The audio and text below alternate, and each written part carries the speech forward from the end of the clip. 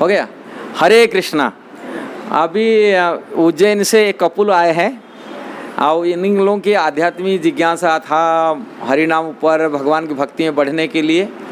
और इनके लिए पुणे प्रभु जी हमारा है यहाँ हरिनाम जप कराते हैं, वृंदावन में धाम में भक्तों को जोड़ते हैं, बहुत सारे प्रवचन करते हैं, प्रीचिंग करते हैं। बोलते एक गृहस्थ की बारे में जो डिस्कस कर रहे हैं, थोड़ा गृहस्थ बारे में कुछ और चर्चा करेंगे। मैं बोला ठीक है, गृहस्थों के लिए बहुत उपादायी काम जरूर है, जहाँ हम लोग यूट्यूब में डाल सकते हैं, कारण यूट्यूब में बहुत सारे गृहस्थ लोग होते हैं, भक्त होते हैं, उनके लिए जिज्ञासा होता है, उनके संशय होता है, उनके संशय में डिस्कस हम लोग कर रहे हैं प्रभु जी के साथ में। प्रभु तो बहुत जानकारी करते हैं, हमसे बड़े श्रेष्ठ हैं, क्योंकि हम लोग डिस्कस करते हैं आपस में कैसा है गृहस्थ जीवन में आध्यात्मिक प्रगति कर सकते हैं, कैसा है उनको आत्म कल्याण कर सकते हैं, भगवान कृष्ण से कैसा जोड़ सकते हैं, और इसी बारे में हम चर्चा करने के लिए जा रहे हैं। और ये प्रश्न प्रभु जी का अभी क्या है हम तो जानते नहीं, प्रभु जी अभी बताएंगे। प्रभु थोड़ा बताइए, प्रभु क्या प्रश्न है?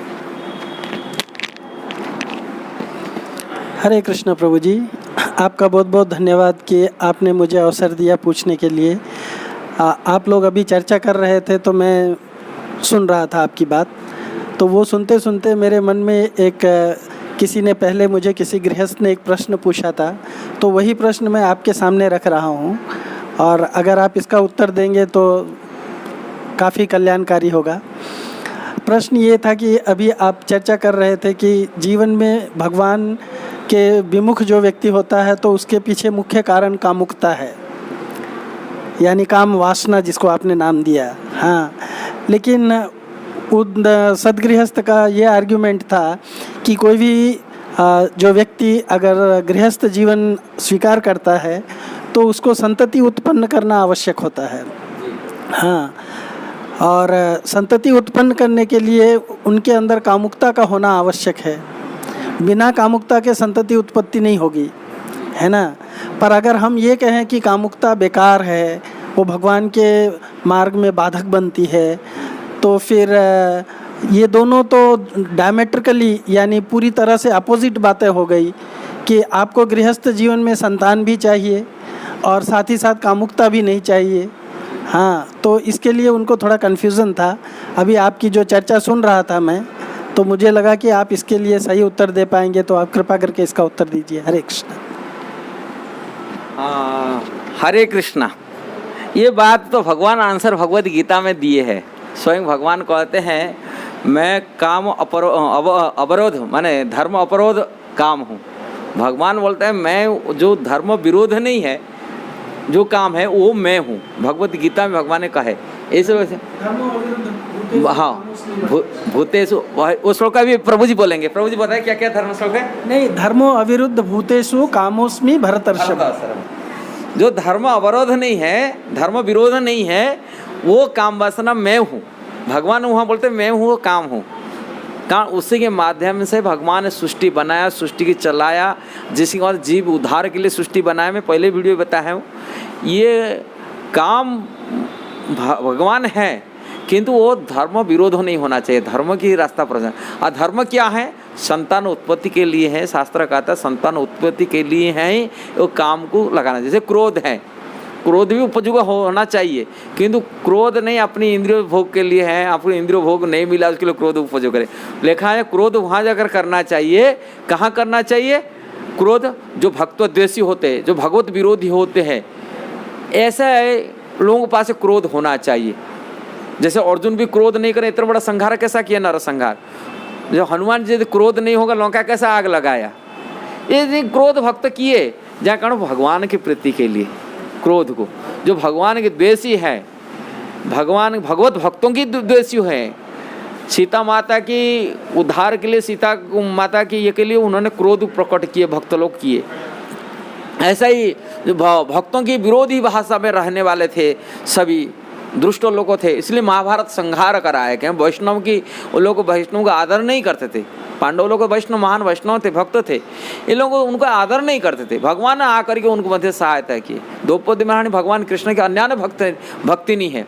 इतना उच्च कोटि के वैष्णव भक्त हैं जो भगवान अपनी सबसे अपना मानते हैं। ऐसा वैष्णव को संसार के लिए देखो, सारी दुनिया की बड़ी राज दरबार में सबसे दुनिया का राजधानी था, पूरी दुनिया का राजधानी हस्तिनापुर में जो राजधानी था उसी की राजधानी के उन्होंने पूरे राज्य सभा में उनको उल्लंघन करा। जब भगवान के जो महान भक्त है, सबसे प्रिय भक्त है, और उनको अपमान करा जा रहा है, ये करा है, ऐसा वैसा। इसलिए यदि वहाँ यदि क्रोध नहीं किया जाए उन्हें कैसा करा जाएगा।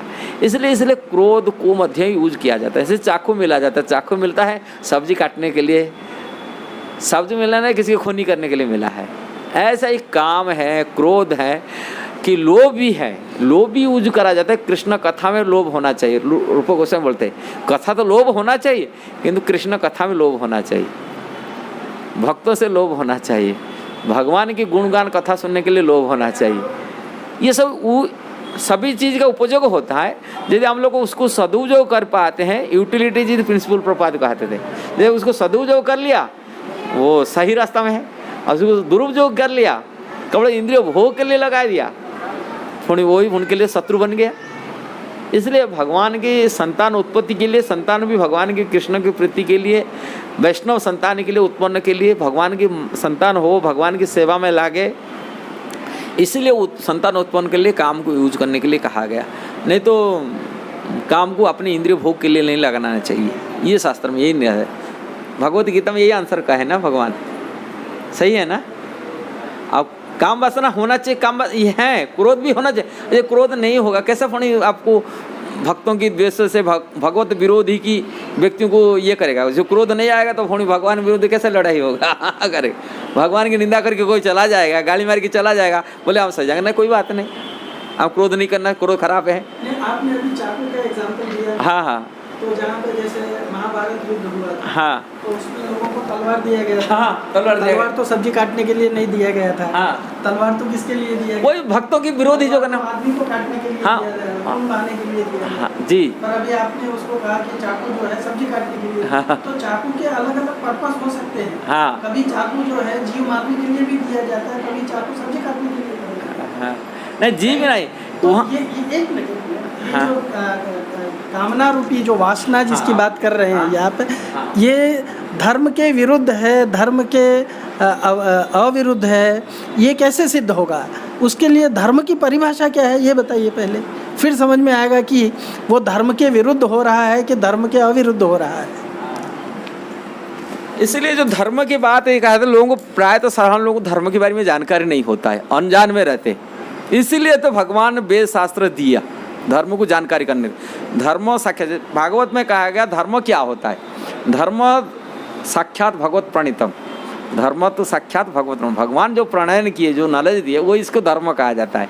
अब वो बात जैसे भगवत गीता में भगवान इस श्लोक को बोले हैं, काम अपरोध विरोधो, हाँ मैं अवरोध मैंने धर्म की ये वो काम की बारे में बता रहे। ऐसे धर्म की जो सिद्धांत हैं हमको इसलिए शास्त्र पढ़ना पड़ेगा, सुनना पड़ेगा, और के प्रामाणिक आचार्य जो शास्त्रों को जानने वाले व्यक्ति हैं उनकी गुरु की शरण में जाना पड़ेगा। ऐसे शास्त्र ज्ञाता, शास्त्रों की जानकारी करने वाले तत्वदर्शी, भगवान बोलते प्रणिपत्य न परिपस्ने न सेवाया उपदीक्षन्ति ते ज्ञानी न तत्वदर्शी न। ऐसे ही शरण में साधु के पास से जाओ जो उनके तत्व जिज्ञासा करो, उनकी सेवा करते हुए प्रणिपात होकर के उनकी विनम्र भाव से, विनीत भाव से सेवा करते हुए जिज्ञासा करो, जैसा कि संशय दूरीभूत हो। तत्वदर्शी, तत्वदर्शी भगवान की तत्व विज्ञान, भगवान के तत्व में, कृष्ण तत्व में, कृष्ण विज्ञान में जो पूर्ण रूप में जानकारी जिनके पास है उनके पास जाना चाहिए। इसलिए धर्म को यदि हमको जानकारी लेना चाहते, जो धर्म के सिद्धांत जानकारी करने चाहते, हमको शास्त्र से जानकारी लेना पड़ेगा, और शास्त्रों को पढ़ने समझने के लिए शास्त्रों को समझने वाला व्यक्तियों के पास भी जाना पड़ेगा, जो शास्त्रों को ठीक से जानते हैं, समझते हैं, शास्त्रों के रास्ता पर चलने वाला व्यक्तियों के रास्ते पास जाना पड़ेगा। तभी हमको धर्म के मार्गों भी मालूम हो जाएगा और धर्म के रास्ता हम चल सकते आगे। यदि ये वीडियो अच्छा लगा आप जरूर इसको शेयर करना, सब्सक्राइब करना, लाइक कमेंट देना। हरे कृष्ण।